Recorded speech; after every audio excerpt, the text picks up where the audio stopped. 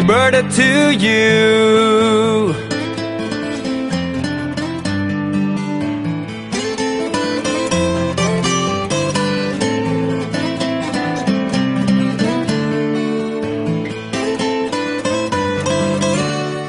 On this day all together we'll be, and we'll all sing for your birthday. 1, 2, 3, we blow out the candles.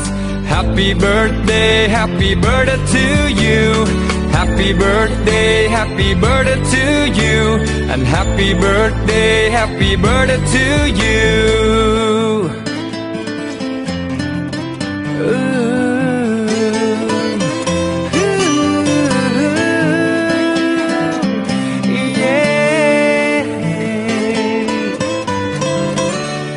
Ngày hôm nay ta cùng hợp hát nơi đây, mọi người bên nhau ta hát mừng sinh nhật.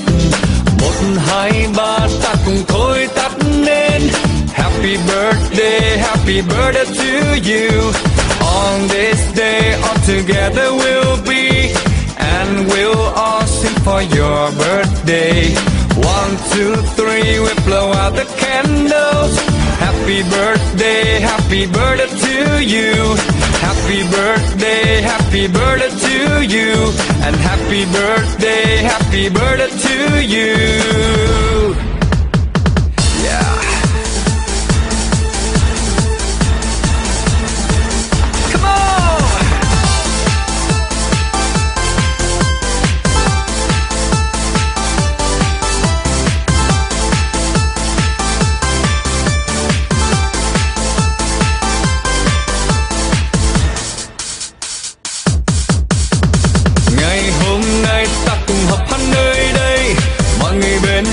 Ta hát mừng sinh nhật. 1, 2, 3 ta cùng thôi tắt nên happy birthday to you.